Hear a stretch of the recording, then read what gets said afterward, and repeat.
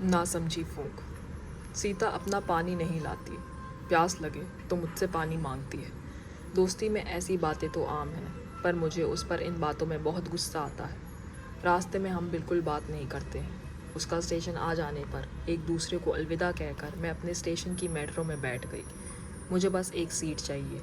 इस वक्त सब यही चाहते हैं कि आराम से बैठ के रास्ता काटें। सीता की वजह से आज रास्ते में मेरे पास कम पानी है। पानी की बोतल से पानी पीते हुए बस मैं यही सोच रही थी कि सीता अपनी पानी की बोतल क्यों नहीं लाती। बोतल बैग में डालते वक्त मैंने बैग के ऊपर एक नीम का कीड़ा देखा। वह खाकी रंग का था, जिस पर एक लाल डब्बा था। देखने में वह ठीक ही था। मैंने सोचा उसे मारने से अच्छा उसे फूंक से उड़ा दूं। दिल में एक सुकून था। मैंने किसी को मारा नहीं। मेरे पास ही एक औरत बैठी थी, अपने मोबाइल में फेसबुक चलाते हुए, दुनिया से बेखबर, साड़ी पहने, अपने चश्मे से शायद अपने रिश्तेदारों की तस्वीर देख रही है। मैंने दोबारा पानी की बोतल से एक घूंट पानी पिया। पानी पीते हुए देखा कि वह नीम का कीड़ा मेरे और उस औरत के पैरों के पास आ रहा है। एक डर और उदासी ने मुझे घेर लिया। उसे नीचे गिराकर मैंने उसकी जान और भी जोखिम में डाल दी। वह किसी के भी पैर के नीचे आ सकता है।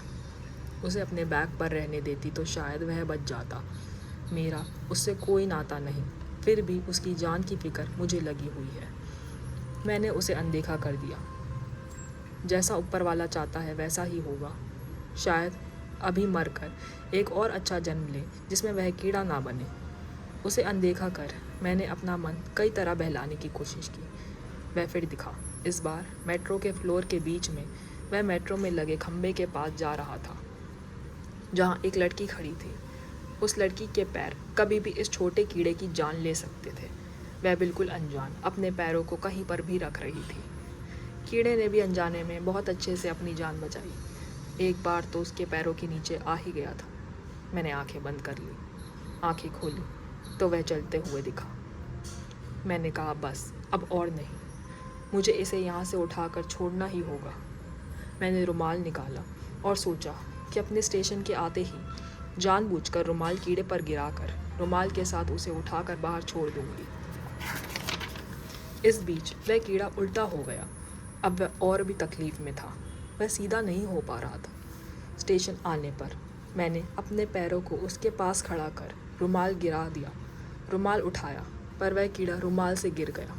मैं जल्दी से मेट्रो के दरवाजे पर चली गई। अब कुछ नहीं हो सकता, सब मुझे देखेंगे अगर अब उस कीड़े के पास गई तो। बस अब ईश्वर से दुआ है कि वह कीड़ा जिंदा रहे और मरे तो भी उसकी आत्मा को शांति मिले। पर नहीं, मेरे पास अभी भी समय है। वह तड़प रहा है। चाहे कोई कुछ भी सोचे, उसकी जान बचानी ही होगी। मैं उसके पास गई, रुमाल से उसे उठाया। मुझे नहीं पता किसने मुझे देखा और क्या सोचा। मैं नज़रें नीचे करे हुए स्टेशन आने पर प्लेटफॉर्म पे उतरी। मैंने रुमाल में उसे देखा, वैसा ही जैसा पहली बार देखा था, और रुमाल से फूंक मारकर उसे रेलिंग से उड़ा दिया। वह उड़ गया और मैं घर आ गई।